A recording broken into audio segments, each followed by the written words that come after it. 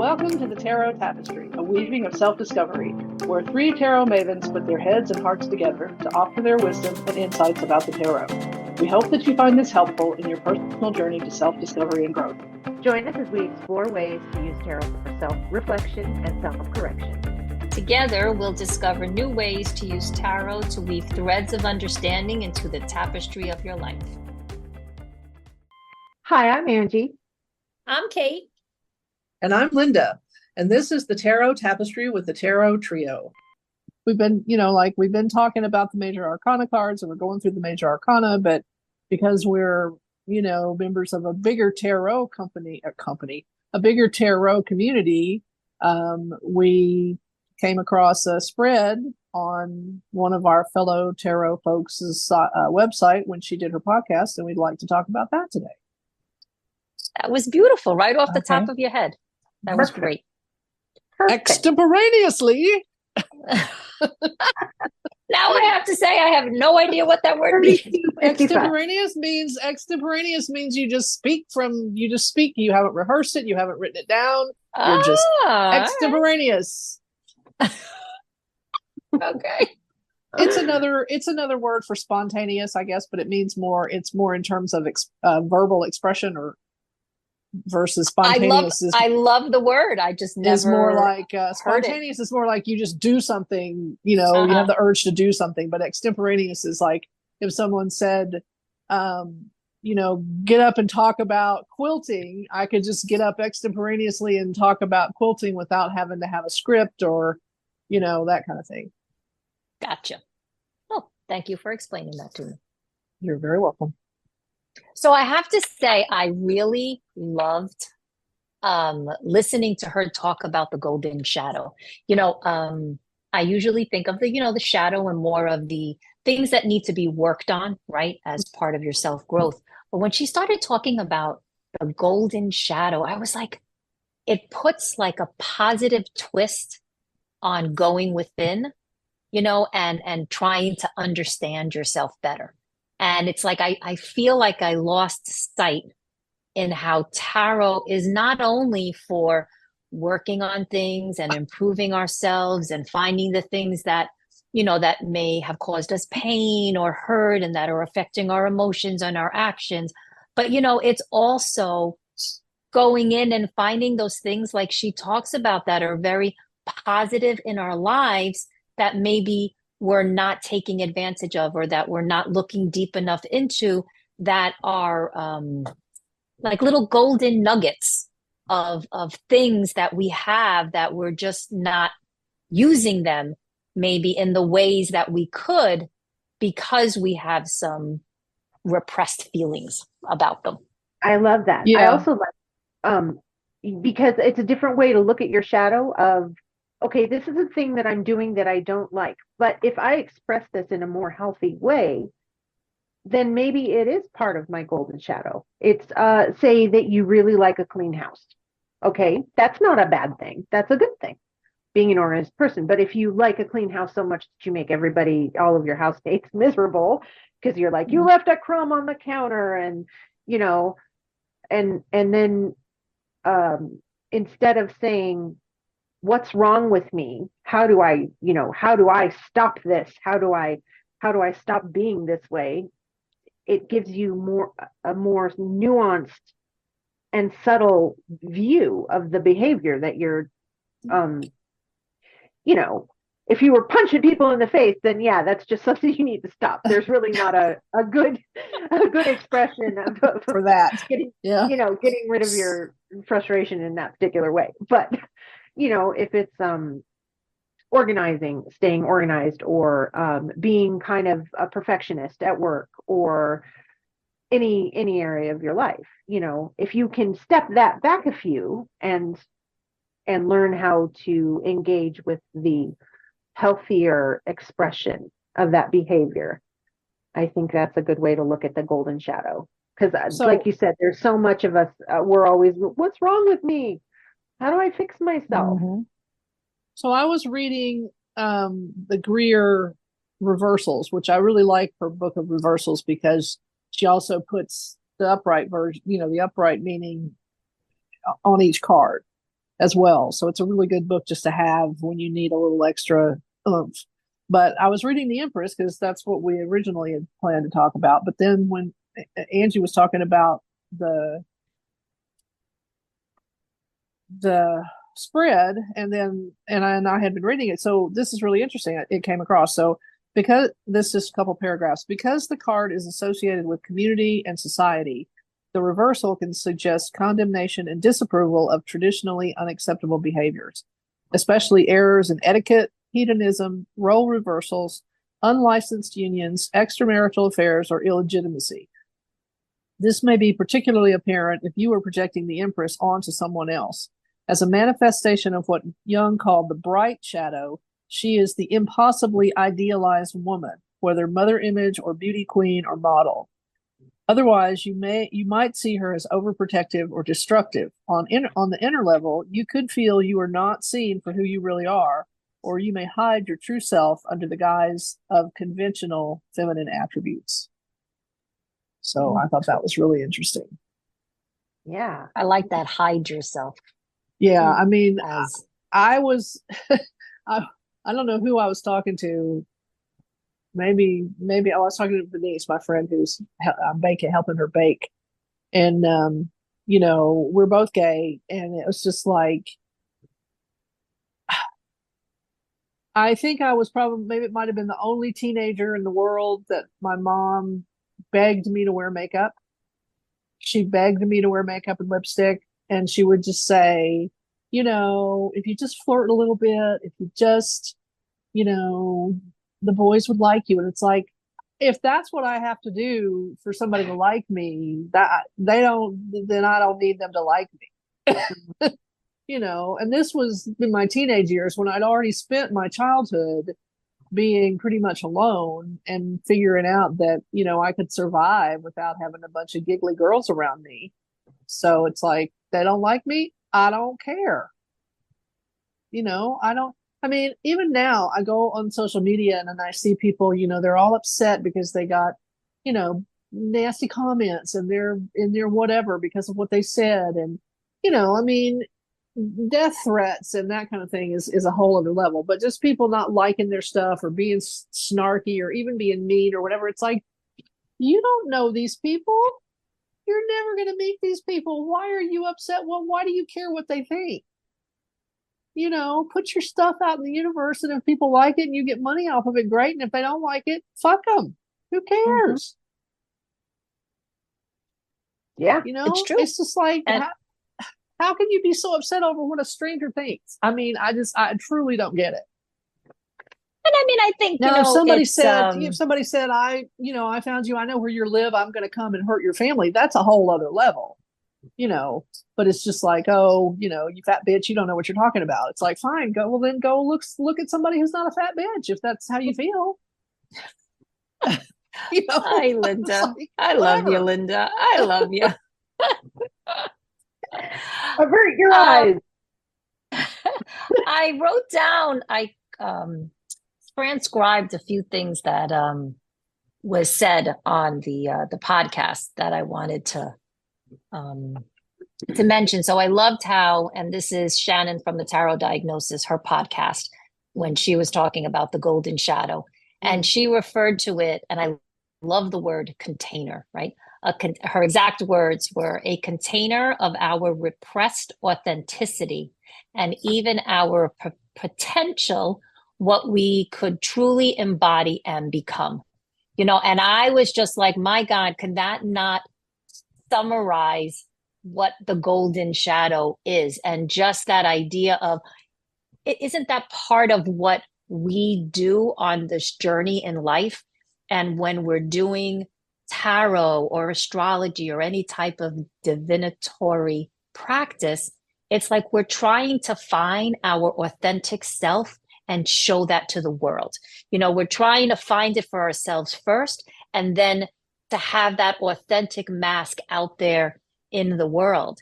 And, I think that's why I just love the idea of exploring the golden shadow even more. Yeah. I don't know, I guess for me, it just kind of makes it like, yes, I'm going to focus on the positive things now, and it's just like, I don't know. Yeah. The other It's thing, the other thing sorry. that when I was listening to that, and I'm pretty sure it was the Dear White Women, and I couldn't tell you what episode, but anyway, they started talking about the four agreements, and which I read a while back, and I need to find my copy and I need to pull it out and read it again because it's just so, I think when I kind of think because of my own upbringing, which is kind of unique to what's normal these days, is that I've always kind of worked on shadow work and I've always kind of had to deal with how people perceive me versus how I really am. But when I read the four agreements, it just clicked with me so hard because it's that don't take things personally, don't always be impeccable with your word, always do your best. And the one that I always seem to forget, which now is ingrained, is like, don't make assumptions. Don't make assumptions.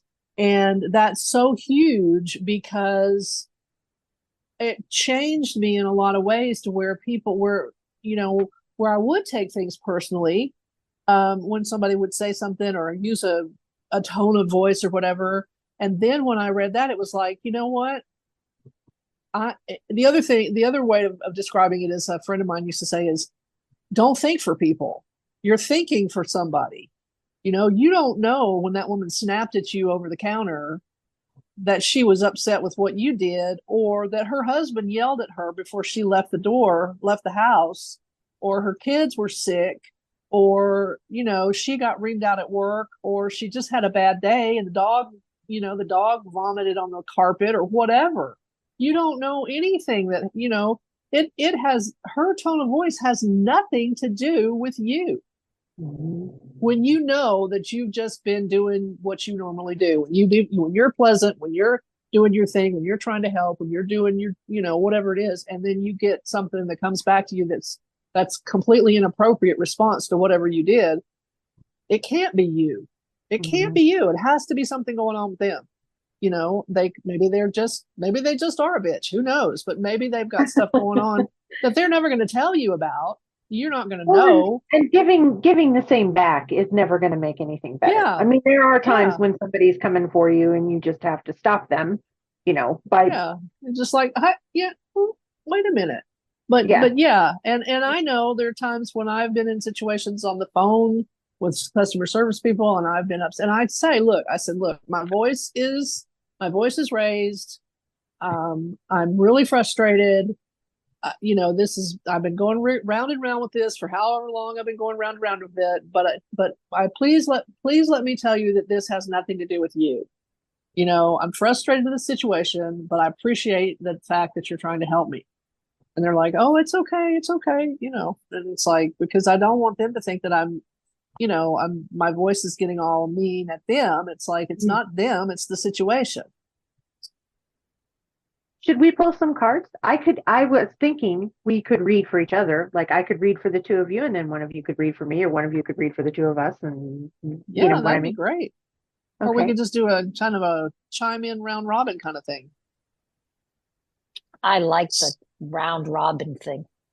Okay, so I'm going to use my Zen deck because I just think I get so much out of it.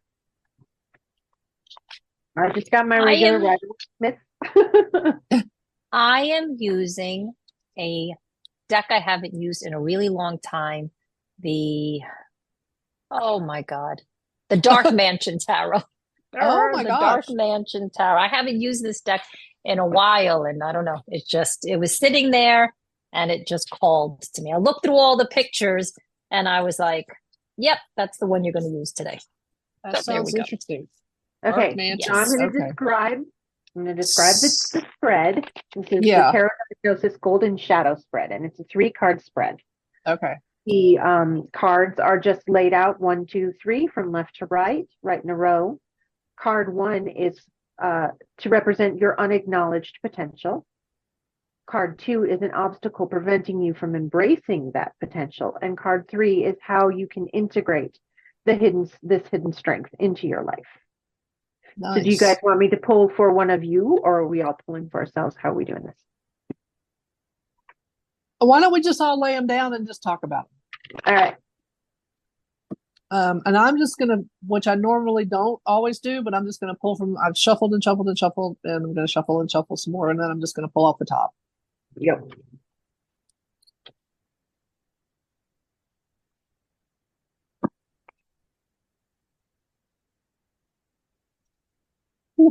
I love when you listen to podcasts and you hear the cards shuffling as I they're know. talking. Yeah, I love that. Oh my God. Okay. Okay, I have my cards. You guys got to just give me a minute. I am much slower That's than you. okay. All right. Card number one, my unacknowledged potential.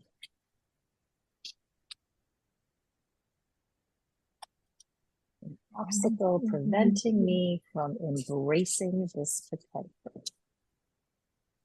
And last, how can I integrate this hidden strength into my life? Okay, thank you for being patient and waiting for me. That's okay. Somebody talk. Are we all? I wasn't sure if we're all ready. I was just watching my grandson roll around on the floor with a dog over there. Aww, that's Okay. adorable. I got, for the first one, my unacknowledged potential, I got the Two of Cups, which I think speaks to, I've always been very empathic. I can take on, I can understand how other people feel. I'm very good at understanding the other side. When there's like an equal face to face, everybody's telling, you know what I mean? It's not like, what am I trying to say? I used to be very uncomfortable with that. I still am very uncomfortable with that, because I often, you know how people are. They say they feel one way and they want you to react to how they say they're feeling, but they are definitely not feeling that way. Right. And right. and most of the time they don't know that that's what they're doing. Like, that's how they want to feel, so that's how they tell you they do feel. And I think that you know, especially with the imagery of they've switched clothes, like the lady is wearing the guy's robes and the guy is wearing the lady's tunic. It is what I've heard. I don't know why they say it that way. I didn't know that until recently, but they talk about, you know, the cups and the caduceus coming out of the cups being about real connection and real healing and really understanding one another on an emotional kind of level. So I think I often pull away from that feeling because I've gotten a lot of people don't like it when you tell them, I don't think that's how you feel. If you are right, especially if you're right often, that makes people really uncomfortable. And so I think that is one of my it's an unacknowledged potential that I just need to learn how to do that in a more graceful way, because I can see how someone telling you that's not how you feel would be very bossy and annoying. I wouldn't like it when somebody does it to me. So I try not to do it to other people anymore. But I used to be like, unsolicited advice was my jam. I could tell everybody how to do everything right. And even if it was good advice, if they didn't want it, even if it's good advice, if you didn't ask for it, it feels like criticism. I mean, if you're not asking for it, it's not good advice. Exactly. Yeah. Even if you're right. That just puts people's backs up, and it's just like, I'm not going to do that. You know, what do you know? So an obstacle preventing me from embracing this potential is pretty simple. It's the King of Cups, and I think I know how everybody should feel all the time. and you know, I should probably, and the how can I integrate this hidden strength into my life is the Hermit. So sometimes tarot is very just go to your room, Angie. Just go to your room. Be quiet. Just keep your opinions to yourself sometimes. So yeah. Well, I have to say, Angie, so I was thinking about card number 2 for you, right? So you said the King of Cups. And if we're talking about an obstacle preventing you from embracing the Two of Cups, I see the King of Cups also as a person who can put their own emotions aside for a moment to think about and focus on how others are feeling, right? Mm-hmm. So you were talking about having this gift, of this empathic gift of yours, and how you have like a desire and almost like a pull to want to share with people what you feel in all of that, and maybe that ties into you finding ways or feeling that you may not know how to separate your emotions from the conversation so that it appears more neutral than as if you're the one that is telling them as opposed to allowing them to come up with it on their own. Does that make sense? Yes. Yes. Yay, you. Also, Yes, the because boundaries. Sometimes I can't tell what's me and what's someone else, and paying more attention to that. Like, is this me, or is this a situation that I'm just kind of, picking up on? And I know it can be a gift, but like, I've only recently in the last few years actually admitted that that's what it is. I used to just think I was just very good at reading behavior because that's what I needed to do in my life to know what was going on with everyone else. But yeah, I definitely think it's a thing. Yeah, I'm and reading remember that the king is the master of the suit. And so as that, you can be the master of those emotions and use them or table them as you need to, and not let them overwhelm you. Like you said, you've already started saying, is this mine or is this somebody else's? And as you do that more without, suddenly blurting out advice out of the blue or saying, whatever, then you will be able to, be able to know when it's yours that you have to deal with, and when it's somebody else's that maybe you don't have to do anything with, you just empathize and say, that must be really hard for you or whatever, without giving advice, quote unquote. Yeah, I think the obstacle as the king is me also wanting to fix everything for everybody. Yeah. Yeah. And so that, that can be a real bummer. It can So make learn your life as a king, learn to delegate those things to the people that need to actually do them. Mm-hmm. Yes, that's brilliant. Thank you so much. And my last card, the Hermit, that's pretty to integrate this into my life. Sometimes I just need a lot of time alone because it can be a lot. And, this is the way I really love meeting with people. Everybody's in their own space. Nobody has to dress up or get in a car. And of course, being together in real life is also beautiful and wonderful and everything. But this is so immediate. This is the future I was promised as a little girl. This is the video phone. We were all promised. Right. I was listening to a TikTok yesterday or the other day that said, you know what? This is how government needs to be. Yeah. Forget everybody needs to go back home. Nobody needs to, the guy was saying, everybody who's a senator or whoever needs to be paid the median salary from their state. Yep. They need to have everything from Zoom. They don't need to have a second house in Washington, D.C. or whatever, and it needs to be done. Like, I was like, you know what? Right on. You're absolutely right.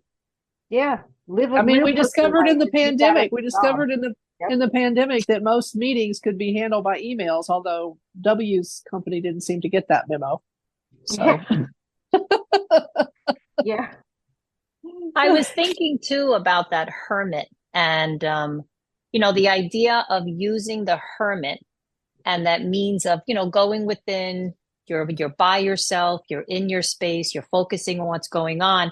But it's like taking that time, or the hermit representing taking that time to think like the king would think, to analyze things like the king would analyze, so that those relationships that you're forming in the Two of Cups however that relationship is going to be, you know, you take the hermit time, you think more about how the King of Cups would handle the situation. And then all as you're learning, you're then turning that over into, now I'm going to incorporate this into my relationships with people and how I speak with them and how we converse and talk about these emotions that I'm sensing from them and the actions that, you know, they are taking because of the emotion. Because I think that's like the hardest part for people is they can be aware of their actions, but many people struggle with identifying the emotions behind how they act, and that can be very difficult to try to get somebody to see, because they may not have the emotional vocabulary and the emotional knowledge to do that. Yeah. Yeah. Beautiful. Thank you guys. That was so nice. So what did you Linda, what do you got? The next. We're gonna go to Linda. Okay, so the first one is what now? It's so small I can't read it. Your unacknowledged potential. Okay, well, this is interesting. So I got the Three of Clouds, which is basically the Three of Swords. And I think that, because I got this for another prompt from the tarot diagnosis earlier in the week or last week. And I think this is the obstacle, a lot of the obstacles. It's hard sometimes for me to feel really deep emotions. I mean, I feel them, but I've kind of put up, do you know what a scrim is? No. A scrim in theater, a scrim is a curtain that you put up that you can't see behind it unless there's a light behind it. Okay. And then when, you know, then it's almost like it's made out of net and painted, and you can't see through it until you put a light behind it and then darken the room, and then you can see behind it. So I think in many situations, I've just put up this kind of scrim in front of these emotions because I had to keep going. I had to focus on what was right in front of my nose, paying the rent, you know, getting to work, doing all that stuff. And the rest of it, whatever pain and suffering and hurt, or, you know, whatever was back there, just had to get put on the back burner. And, you know, you do that long enough and it's just like you kind of forget that it's there. You know, I mean, it can affect you in other ways, but you don't really think about it. It becomes less conscious to you. And, you know, in that way, it kind of becomes a relief. It's like, oh, well, I guess I dealt with that because I don't really feel that anymore. You know, but in the last year or so, I guess, I've kind of been realizing that maybe, you know, it's not because it's gone away. It's just because I decided not to feel it. And so I think one of in this card, you know, I've had this deck for over 30 years, and my friend Karen, who has since passed away, owned the store that I bought this at, and she had a sample deck, and I was looking through it, and this is the card that made me buy this deck. And I was just looking at it and looked at the description and everything, and I was like, wow. So I don't feel isolated from people, you know, as far as really connecting with them. I think, you know, I've got some really good friends, and some I've known for a long time in real life, and some I haven't ever met in person, but I consider them to be great friends. But I think for myself, I think I've isolated myself from some emotional situations that might have had an effect on just kind of how I am in the world, if that makes sense. Mm-hmm. So how do you think it's a hidden potential? Like how do you well, see? I think if I was more, I don't know, if I was more in touch with these things, or more, it's hard to say. that sometimes it holds me back. It's having not dealt with him has held me back from maybe doing some things because I thought that I couldn't, because I wasn't adequate or whatever. And I think that I've just, pushed that away and just done what I had to do in the immediate day-to-day stuff. And so I didn't really explore things that I might have wanted to do because I thought, oh, well, I can't really do that. I'm not qualified or whatever, it is that whatever the things that you tell yourself to keep you from doing things, I mean, the stories we say. But I'm beginning to kind of come to terms with that. And it's really interesting because the second card is, what was the second card?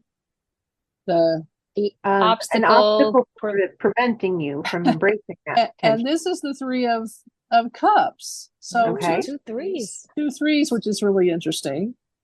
And I don't know, why this would be an obstacle, except unless I'm not, because of holding on, or not holding on, but because of not dealing with the hard stuff, I'm not really able to celebrate or or just open up and be kind of happy-go-lucky or whatever. So, I mean, I think they're very connected. I don't know, if you could switch places or whatever, but I think it all comes down to, there's some repression and there's some self modulating or self repression, I guess you could say, but I guess repression is is all self stuff, and not just letting the joy I used to think or feel that even when I wasn't happy in temporary circumstances, that there was this underlying, that I could feel this underlying joy in life, and that there was, things were whatever. But now I've not had that for a long time. I've not had that for a while. And, there are many different factors, part of it's just the society we live in at the moment, which is, hard to maintain joy. But a friend of mine in my Crone group posted, I think is, Virginia, Angela, she's been doing political stuff, and that just kind of like, oh, I know, Virginia, I know. And she's just posting all this stuff, and she has these, she has these abbreviations that I don't know what they mean, and nobody else knows what they mean. And she doesn't text she texts thinking so fast, and her text is, she doesn't capitalize, and she uses all these. I'm like, what? I don't even know what you're saying. But anyway, so the other friend, who's the woman that I just finished the baby quilt for, she posted this thing about trying to maintain joy. Even it's a revolutionary act when you try to maintain joy in tough situations, no matter what. And I was like, okay, great. I needed to hear that. So my third card, which I thought was really interesting, is in this deck, it's called New Vision, but it's the Hanged Man. Mm. And I think that, I love that. I hear that. Woo. Yeah, that was but I really like this because, the Hanged Man is all about having a new vision, a different perspective. And I really love the pose and and I think this really makes me think of tomorrow, when we're supposed to be doing our new moon meeting for the other group, the Coven. The Cancer new moon that one is all about dance. And this makes me think about that. And it's the circle and the triangle and geometry, sacred geometry, and the square down here. So yeah, I just think I just have to look at things a little differently and open my heart up a little bit, and maybe let some of those tears break the ice. And I think it would be good. I think the I can't remember what it's called in the Osho Zen, but it's like the Three of Cups in Rider-Waite, right? Yeah, water, as an obstacle, is you have to, when you blunt emotion, any emotion, whether it's joy or whether it's pain, eventually that spreads out to everything else. Right. you sort of end up. So the three of clouds tells you have that potential to feel deep sadness, and the obstacle, you're not allowing yourself to feel great joy, because sometimes when we allow ourselves to feel great joy, we can become very afraid that it's going to be taken away from us. Like, right. I know that I have kind of a pattern. Sometimes when something good happens, I'm very happy for a little while, and then I start just like kind of, oh God, When's what's the other going shoe on? gonna drop? Exactly. Yeah, Exactly. Yeah. exactly. When's the piano going to fall on my head? So, Yeah. and integrating that with the Hanged Man is, I think, so perfect, because it's, that person is dancing in your card, but they seem to be dancing in that spot where they Right. have their triangle and their circle. So Right. you don't have to always approach big emotions in the same way.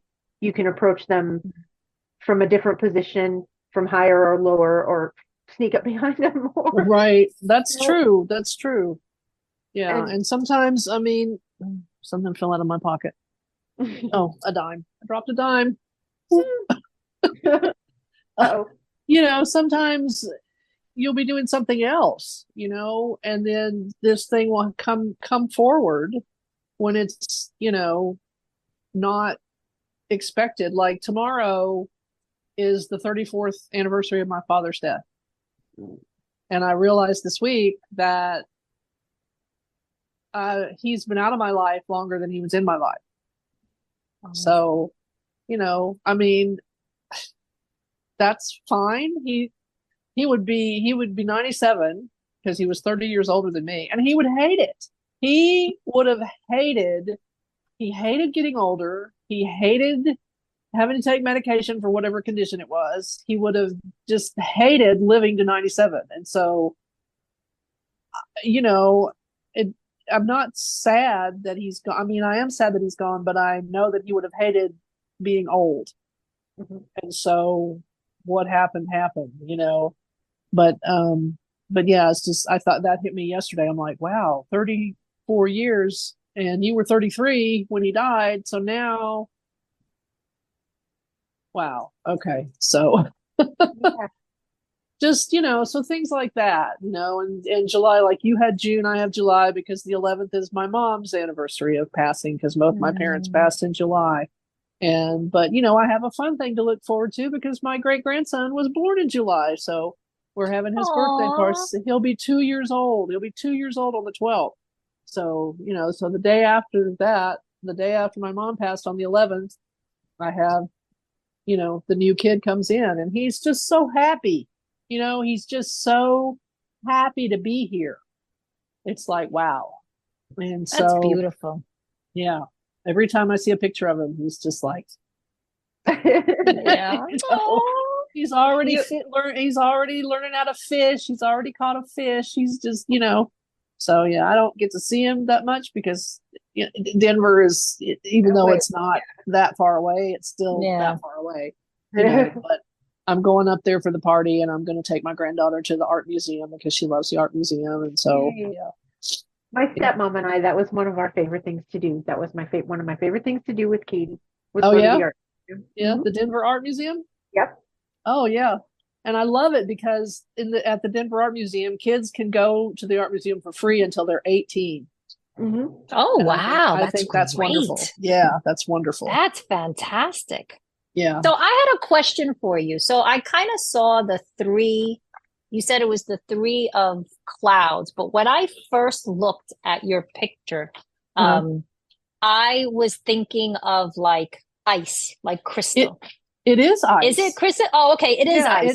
So then ice. I was thinking of the tears that were coming down from the person's face, and almost like holding back the tears because you didn't want that the person in the picture doesn't want the ice to crack, right? Because if it cracks, you might feel this tumbling down or this crashing down of things, and that can be very fearful. So I was kind of thinking about what you were saying as you were talking about how something will come up, you'll have an emotion about it, but then you you kind of just like you were like, okay, this is what's going on, but now you're on to something else, right? So Right. it was maybe that hidden potential is the idea that you can let the emotions flow and that it's okay to break down. Like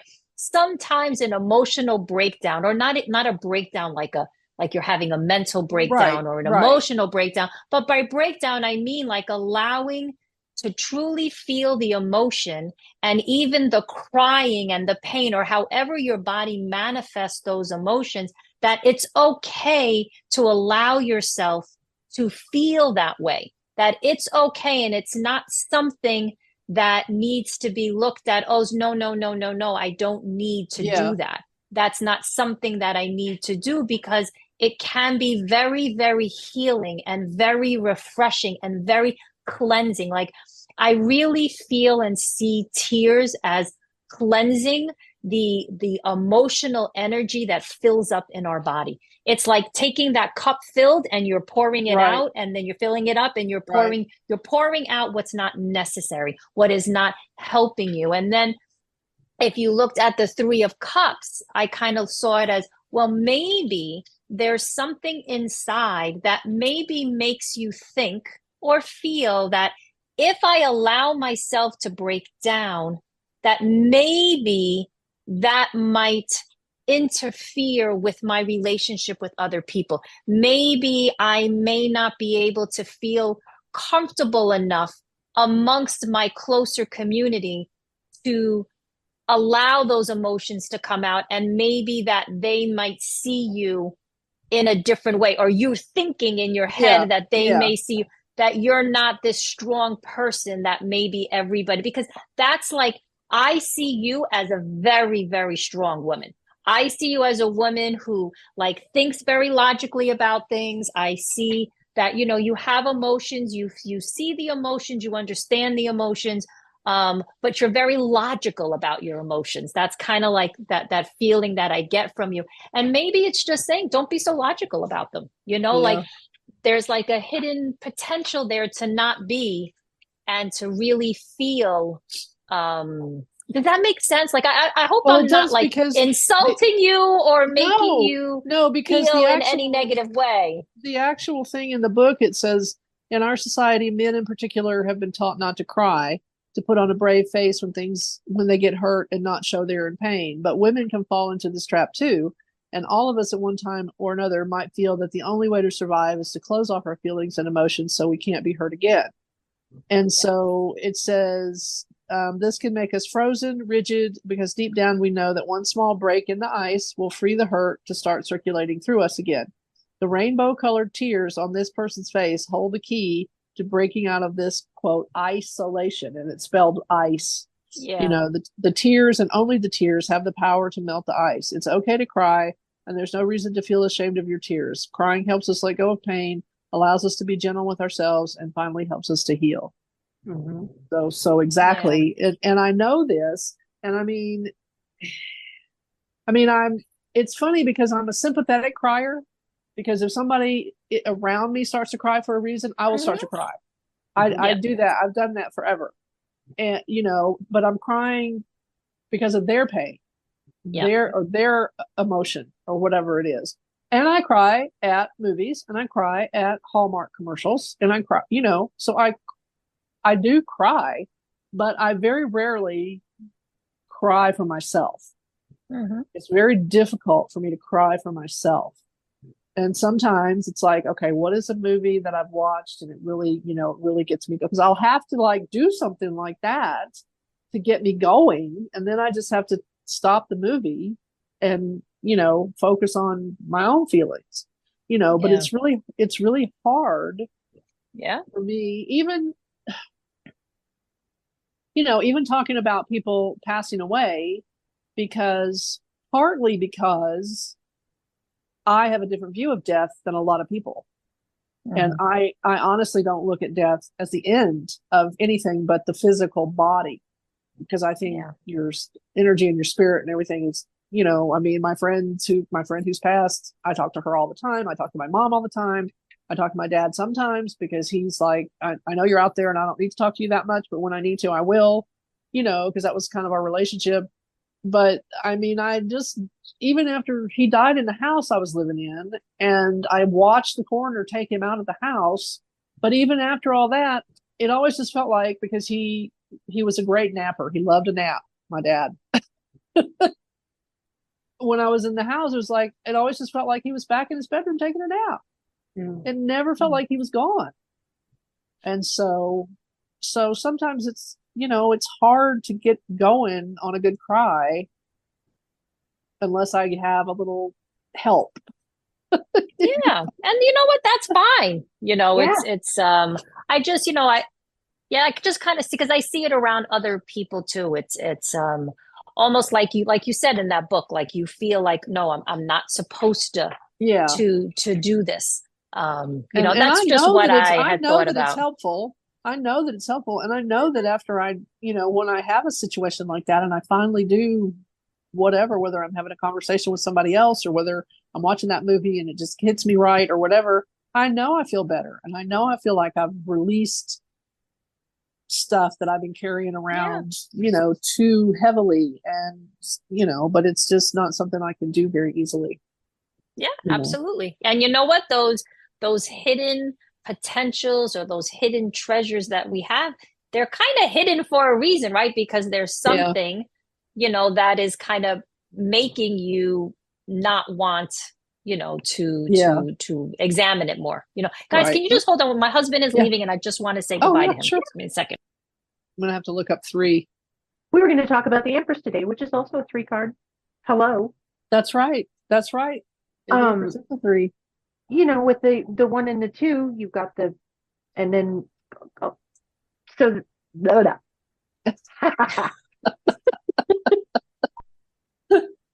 I can't talk. I had a thought and now it's gone. I think it was about, it's a prime number. I think it's a prime number. Well, it's about, all the 3s are sort of a culmination. It's not, it's things are coming together. They're growing. They're not what they are gonna be yet. Right. I mean, I like the 3 of Pentacles. I'm always a little confused about the Pentacle card sometimes, but the 3 of Pentacles I really like because it's like a collaboration. You have, in the RWS, it's like there's the stonemason and the builder and the architect or whoever, they're coming together and they're working on a project. And you have people with different skill sets coming together to accomplish something. And so, that makes sense in terms of, if you are trying to figure out how you should proceed on in a job or whatever, it's better to collaborate than to try to compete. Especially when you're all trying to get one goal accomplished, and I think competition in our society has been far overrated and collaboration has been underrated in cooperation because, it's just like, I'm going to be the winner and I'm going to cross the finish line first. And it's like, well, isn't the goal to get the job done versus you crossing the finish line first, whatever that means. Yeah. But, Okay, absolutely. And I was thinking, yes. Okay. So let me see. I forgot the question. What is my unacknowledged potential is temperance, which I was a little like, oh, really? Okay. So what I like about this card is here, I'll show it to you. She has wings, right? She has wings and she's, I don't know, is she actually sitting? She's not really sitting on the bench. It's sort of like she has one foot. She's hovering. She's hovering over it. She's got her foot there and the other one off of it. And she's, pouring the water into the other canister. And when I first saw the card, my first thought was keeping yourself grounded, right? Like it's very easy to like fly off into, some kind of just easy to fly off into like nothingness or into the wild or into the abyss type of thing. And how learning to control wanting to escape with keeping yourself grounded, right? And I think maybe if I look back at like my own sober journey, that was a big part of it. Like I would never, before I quit drinking, ever think that I could do it. Like I would never think that I could be able to balance myself enough where I could live everyday life without having any kind of alcohol as part of it. And that to me, the alcohol is what grounded me. It's kind of like what made me not, although when you think about it, if you're drinking and such, for me, it was more of relaxing, vegetating, and escaping reality, right? Yeah. So yes, I did fly off to another place, and I really wasn't grounded. Physically, I was on the couch lying there, but mentally, I was, in another realm. So I think, maybe I don't give myself enough credit, or maybe I still think that I'm not able to balance things. That I'm not able to do things in moderation, that maybe I don't give myself enough credit or see that maybe I am strong enough to do that. Like I look at, like I have always struggled with food. I've always struggled with weight. Not to say that like I'm overweight or I was never really underweight, but I always struggled with, sometimes I would gain a lot of weight, and then I would lose a lot of weight, and then I would gain weight, and then I would lose weight. And it was this constant back and forth. And sometimes I can feel very like, oh, I can do this. I got this under control, and then other times I'm like, oh my God, I can't, I just can't stop. Like I need to eat, I need to eat, I need to eat.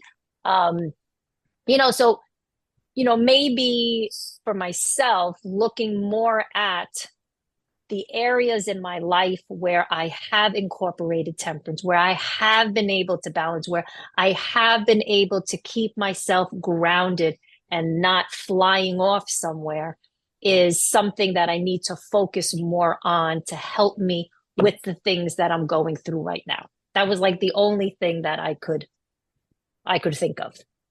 Well, I think being able to balance all of the big things in your life, even though the way you were doing it was not healthy for you or your family, that's how you did it. You still did it.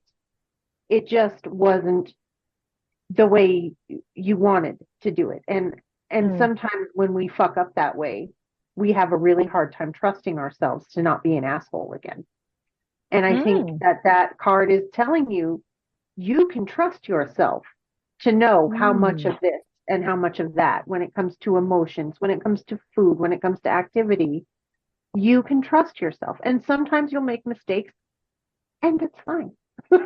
Yeah, exactly. Like, because it's the same thing with the two cups, where she's pouring, and that's the thing about the temperance card, is that there's a quality of alchemy about it.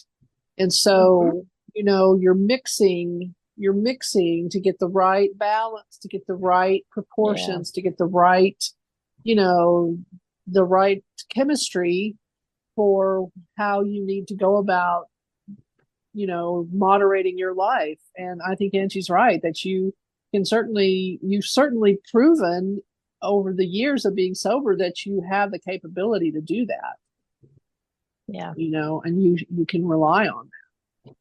Yeah. And I think that's and I think about it like often, but then I like push it aside. So that is a big thing. Okay. And then the second one was an obstacle preventing me from embracing this potential. And I have the 5 of Wands. And the first thing that I thought of relating it to temperance was thinking of the Wands and all of the emotions and feelings that are like battling each other, like in my head. And I know Wands is not necessarily thoughts and ideas, but to me, Wands is like, it's part of your motivation. It's part of what drives you, what pushes you, what gets you to go. And that is like what battles each other. Yeah. It's like everything in your head is trying to gain supremacy or gain the upper hand, Yes. and it's like bang, bang, Yes. bang. Yes. Yeah. They want to rule. So it's like this fighting of Yeah. going on. It's sort of like, the good and the evil, and they're talking to each other and they're trying to like, fool each other into thinking who was right and who was wrong and da da da. That wasn't a very good one of the analogy, things so. I like to do. I like that. It's like the angel and the devil on your shoulder. Yeah, one of the things. But the angel is the one that's saying the good stuff. So that's what I should have said. It's the angel is telling you the truth and how it is and kind of what you should do. And then the devil is trying to convince you otherwise. It's kind of trying to convince you to think that what the angel is saying is just nonsense and bullshit and it's not going to work for you. Yeah. And so the other thing that like, oh, I'm sorry. Go ahead, Linda. That's okay. I was going to say the other thing that I was going to say with the Five of Wands is that, depending on the deck and depending on how you look at it, is that you can look at it as a sparring practice. You can look at it as choreography. Let's, so say we're Tom Cruise and we're choreographing a fight scene.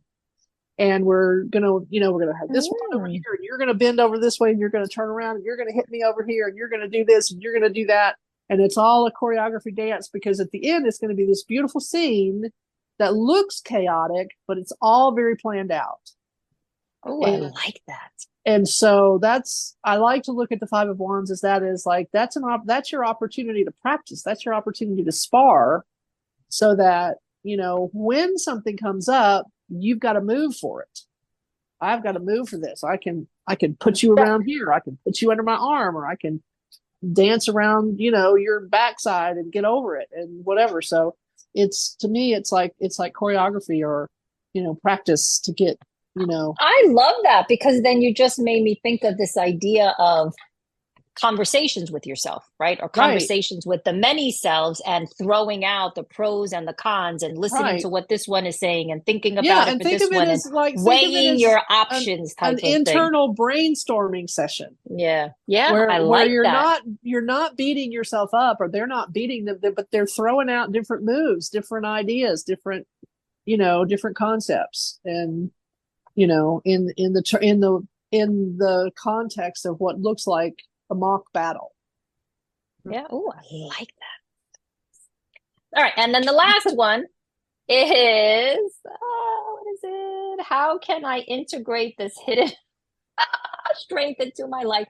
Is the Eight of Pentacles. I need to work harder at doing it. I need to be, not work harder. I need smarter. To be more focused on it. And what, say that again? Refine it. Refine it. You already know how to do it. You've been doing it. He doesn't just have one pentacle. He's got 7 already done, and he's working on the 8th one. And he's looking at the first 7 going, okay, they all look pretty good, but maybe I could do, strike it here instead of there. And maybe that'll give it a different edge, or, so it's not. And I like that idea. It doesn't always have to be about drudgery. I think a lot of people see the 8 of Pentacles and they just think, shoulder, nose to the grindstone. No, it's looking like, I've done a lot of work, like in the kitchen, in a restaurant kitchen. You have, you have your mise en place and you have your stuff together, and you're always kind of thinking about, okay, how can I put this over here so that I'm in this boom, boom, boom, and I can get this done quicker, and I can chop less, and I can do that. And it's just like how to make it more efficient, how to make it, even arranging your desk when like when you transcribe, you have your desk arranged a certain way so that,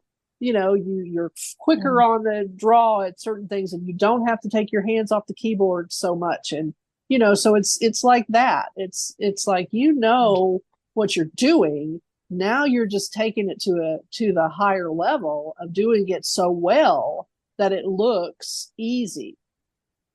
Yeah. How many times have those Olympic divers buffed their dives, and how many times have they done belly flops? And yet when they go off of that thing and they go up and they go turn, and their bodies are in these configurations that you could never even imagine, and they're perfect, and they get in the water and there's no splash. How many times did they have to do that before they got to that point? Yeah, absolutely. And I see that like in myself with just how I even like get myself out of a funk, like it's like a whole thing that you learn to do like after you quit drinking, because your go-to is the funk. drinking to, right? So now you have to learn, and like you said, I love that. It's like refining how I get myself and out of these funks. That's what those little guys in there with those wands are helping you do. They're helping you refine. They're helping you come to a different idea or a different way of doing something, or and it's not a new thing, but it's going to be smoother, it's going to be sharper, it's going to be slicker, it's going to be more more of what it needs to be. We are damn good at this. We are. All I have to say. We really are. We should do this for a living, you guys. Maybe this podcast will help us do that, Angie. Maybe it will.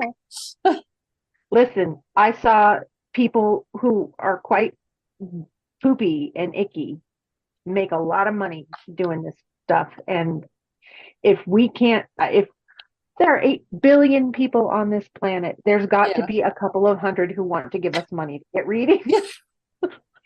We need to let our listeners know to keep coming back and listening to these episodes, because they are just going to learn so much stuff, right? This is stuff I honestly feel like you can't always read in a book, and you can't even always get these words and ideas and thoughts and stuff down in a book. Sometimes they just come out in your conversations, as you're talking and feeding off of one another. You get such juicy, great information. Absolutely. I learn so much every week with you guys. And also, I think, when we figure out how I'm going to have it all. And we're 3. It's another 3. We're another 3, right? We're building something together. And I think, as Kate was saying, it's so much fun pulling along with podcasts and learning. Like, we want to entertain, but we also want to educate and motivate people to be their best. Absolutely. And I think, we can make some workshop kind of things and for people to download, like little worksheets or, journal prompts to go along with it's going to be so cool. Absolutely. And it's so funny. I was listening to a radio show, and and unfortunately I only heard the tail end of it. They were talking about what makes podcasts successful. And the one part that I was just available to listen to was talking about how adding in your own personal, it was how you incorporate something personal about you into your podcast. That as a way to relate to other people is to talk about yourself, talk about your personal experiences that relate to whatever the topic of your podcast is. And that's what we do. And I think that's pretty much the majority of what we do is take these cards and how do we live them? How do we see it in our daily life? And I think that's a great way for people to learn how to use the tarot, is to see others use it personally, instead of the idea, like me in the very beginning of tarot, before I listened to podcasts or saw shows, it was like, oh my God, I got to remember every single meaning. And then I have to be able to apply every single meaning to all these different things. And it was like, whoa there. No. You don't have to do that. If you're doing that at home, please stop. You don't have to. Yeah. And I think a lot of people, most people are already so much better at this than they think they are. Yeah, because absolutely. You don't know, especially when you're working on learning more about yourself. Nobody knows you like you know yourself, even when you're confused. Even when you're trying not to know yourself. Exactly. Yeah. And so it's a really good way you can teach yourself, this is how it feels when I know I'm really doing my best. Right. And this is how it feels when I could do a little more, but I'm just being kind of a baby about it, or I'm really resistant about it. And then you can learn how to talk yourself through those situations. Yeah. And it just gets easier every time you do it. You just got to start where you are with what you have. And exactly. And I really, I know that everything is messed up right now in the world, and there is no denying that. There's a lot to worry about. There's a lot to be upset about. But I really, really believe that if we can show people how to start fixing themselves, you guys, how to start accepting themselves, how to start doing better themselves, that always has a ripple effect. I think so many of us think we have to change so much about the outside, and it's just, you can't start there. You'll You drive can't yourself start crazy. there. Yeah, Beat you yourself can't into the start ground there. like a tent peg. It's not going to Because work. And I you really know, think that it doesn't matter if you're talking about a political opponent or a person that has a different political view from you, or your child. You cannot change another person. Yep. You can be an example, you can be a potential influence, but you cannot change them. They have to be willing to open their minds, to accept different ideas, and to do that work themselves. And until and unless that happens, which sometimes it never does, then they're not going to change. And anything that they do that's different is only going to be, if it's imposed from the outside as an enforced rule, then it's only going to be temporary, and it's only going to be superficial, and it's never going to be something that they really believe and comes from within. It's just going to be, oh, I have to do this so I don't get caught, or I have to do this so I don't get a fine, or I have to do this because the boss says so, you know. Yeah, that's the same way when you quit drinking or drugging or any kind of addiction that you have. If you're not doing it for yourself, if you're not doing it because you truly want to change and better yourself, you will never be able to do it. Doing it because you're going to go to jail and the court mandates it and all of that doesn't work. It has to come, I mean, you can get through it. Inside. You can get through it, but it won't last. Right. No, and even if you stop the actual act of drinking, it's not just giving up the drink. It is all of the other emotions and thinkings and things that you go through that need to be worked on as well. So, it doesn't matter. You would be just a dry drunk. A dry drunk. I was just going to say a dry that. drunk. Yeah, that's exactly what you would be. Yeah. And I think too that once people start to change what needs to be changed or what needs to be worked on, right, or what needs to be enhanced in themselves, you start to see the outside world differently. Yep. I'm not saying that you're going to see them in a better light, but you will see them differently. And what is happening out there is going to slowly have less of an effect on you and your happiness. Yes. Right. Are we ever going to really be happy 24 hours, 7 days a week? Absolutely not. We're humans. Yeah, it's not possible. But the fact that that's even put out as how we're supposed to be is such a lie. Mm-hmm. Yeah, absolutely. And it's just such a lie that we're supposed to be happy all the time. It doesn't happen. It doesn't. I don't care how great your life is. If all your needs are met and you have a good job and your kids are, whatever, your spouse is great to you, there are going to be times where you just you feel sad, or you feel, down, or you feel sorry for somebody. We can't just, our goal just can't be to attain one emotion all the time. We contain so many emotions within us, just like what mine was with the deep emotions. It's like, we're happy, we're sad, we're frustrated, we're annoyed, we stubbed our toe on the stool. It just, and it's okay to go, God damn it. It's okay. Oh, sorry, that disturbed my happiness. I can't feel that way. It's like, oh my God. Yeah. Yeah. Well, and the more you know yourself and how you feel about things, when you can get clear about how you feel about things without talking to anybody else about it, right, without their input or their influence, once you figure it out, you are unfuckwithable. Yeah. At least when it comes to that topic. Yeah. You can confidently look at someone and without raising your voice and say, oh, we're not going to discuss that anymore. No. Sorry. Move on. or I need to discuss this. I'm not going to not discuss this anymore. Whatever it is. And a lot of, I've found really over with a lot of my work with yoga and meditation that there are so many things that were quote unquote wrong in my life that were everybody else's fault, that were absolutely nobody else's fault. They were all me. And you just don't realize until you start looking at your own behavior with not in a mean way, not in a, oh God, I'm Yeah, such a good blah, blah, blah, blah, not but to be just vindictive towards yourself. There's take no a little point in step that. back and look at it objectively and say, you know, what, maybe if I didn't do that, I wouldn't be here now, Yeah, even and though so there many is actually people are another person just here in this drama with me at the there's so time. many people that have Absolutely. never done that, Mhm. that have never thought about doing that, and the thought of it just freaks them out.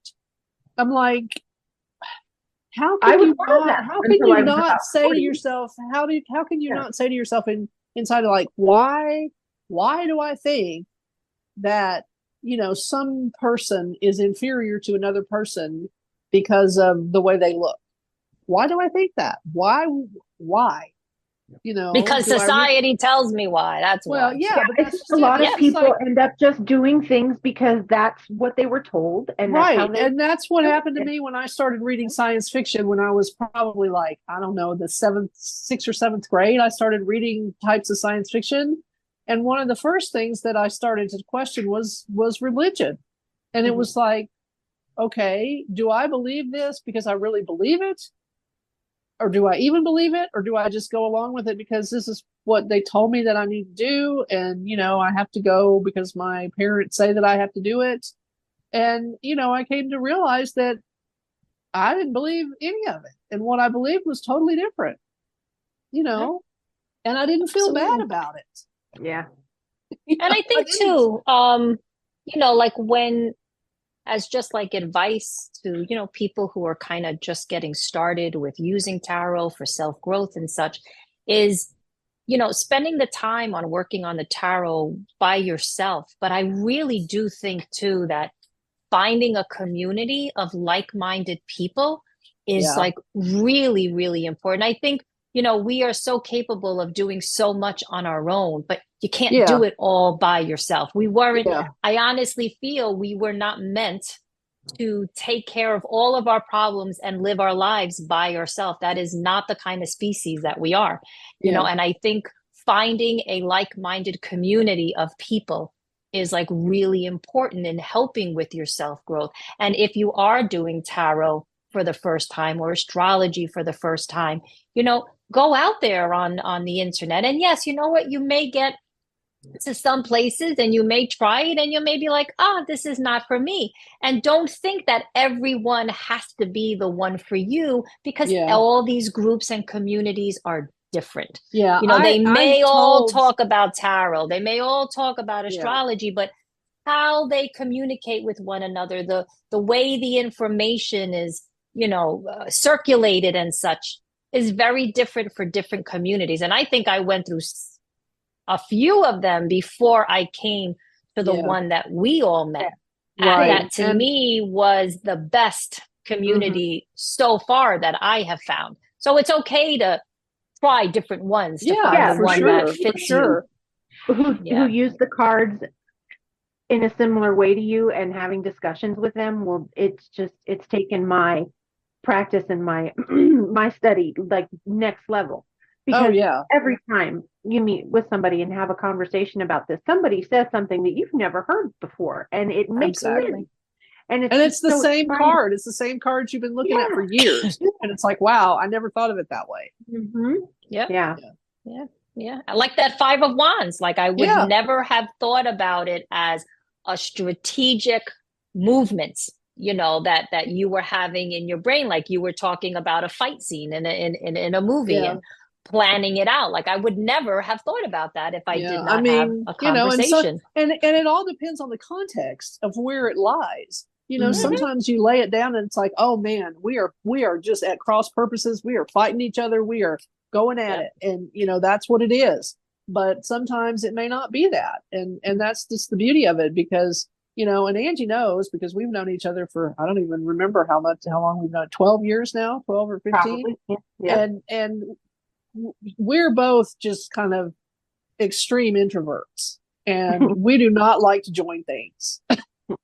I am not a joiner. I've tried it. I don't like the group dynamics and to have found two groups kind of within like a year of each other that I really, really feel connected to, it's pretty outstanding.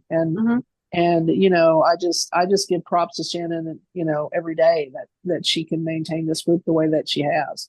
And that's another thing to remind people of, especially if you're feeling a little bit lost and alone, is to just keep looking. Don't stop looking. Yeah. Like, this is your first stop. If this podcast is your first stop on your tarot journey, we're so happy to see you. But don't stop here. This is not the only place. There's so many people who have so much great insight, and you know, you can just learn a lot from talking to people. Absolutely. Just talking to lots of different people. Absolutely. And, you know, making sure that you're not letting anyone replace your own good judgment with what they think is right or wrong or whatever. But yeah, you want people to encourage what you're thinking, you know, like how you're feeling. You want them to be supportive of you. You don't want people telling you, like you said, Angie, what you should be thinking, how you should be feeling, what you should be doing. You want people who are going to support you and help guide you to make the best decision for you. That's what you're looking for. You don't ever want to be, you don't want to ever want to hang out with somebody who's like, that is the wrong definition for that card. If you know, that's mean, that's really mean. That's very disheartening to somebody who's trying to learn. I've had a couple of bad experiences in, you know, yoga, or not yoga, tarot courses taught by professionals. One of, you know, and they really did. One of them said, okay, what does everybody think of this card? And they pulled out the 8 of Swords. And I said, for me, that when that card shows up for me, it usually means, what am I not paying attention to? What am I, help, I'm tied up. I can't do anything about this. Yeah. You know? She went, ooh, look how judgy Angie is.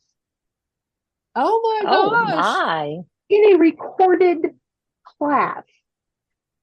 And I never went back to that class. That was like in the second, it was supposed to be like 6 classes, and I never went back again. I wouldn't like, either. I don't want to learn from this person. I thought this person was cool. Yeah. And then there was and that's one of the things that I love about Shannon is that, you know, when you are in these community discussions or the book club or whatever it is, she's so supportive and caring and encouraging. And it's like there's never a negative thing to say. It's always something supportive behind the words that she uses. And I love that. I absolutely love absolutely. That. I mean, I can tell you 100% that I would not be earning money doing this if I had not joined this group. I would never have done this by myself. This whole thing. I thought about, I wanted to start a blog and I wanted to do this and that and the other thing with tarot, but I never did. I would never do it by myself. I would never. And so thank you guys. This is so much fun. I wouldn't have done it by myself either. I knew it was something that I don't think it would have fulfilled me to sit there and just do it solo by myself. You know, I really did feel I needed people to talk with, you know, to share with. So I am so happy that we are all here together. We are the 3 of Cups as well. Yeah. Yes, we are. Love it. Love it. And you know what, Linda? If you want to sit here and cry one day for us and shed it all out, we will still be here. That 3 of Cups will still be here. I appreciate that. Have I done it, guys? That will probably never happen, but I appreciate the offer. Thank you. You might see me get a little verklempt if I talk about something, but I'm not going to have the other thing I love about you, Linda, is your vocabulary. You have just these beautiful, eloquent words, and I'm just like, well, I gotta say, have you never watched Saturday Night Live? I mean, I did like a really long time ago, but I have such a bad memory. My long-term memory is like, I don't remember anything. Yeah. Nothing. Verklempt it's a Yiddish word, and it just means I'm a little choked up. Oh, okay. All right. I got it. Yeah, I'm always learning. Mike Myers, and I can't think of who the other person was, but Mike Myers and this other person dressed up as like Jewish women, Jewish mavens, you know, and they were sitting on a Talk couch. about Barbara Streisand, and oh, her skin is just like maybe butter. it was somebody like Barbara Something like Streisand, that. you know, and they were talking like that, and then they'd say, talk amongst yourselves, and they say, oh, I'm just a little verklempt. Yeah, You know? it was great. My goodness, I love it. Well, thank you for this great conversation. And next week, we will go back to the major arcana and we will continue with the Empress. So please make sure to join us.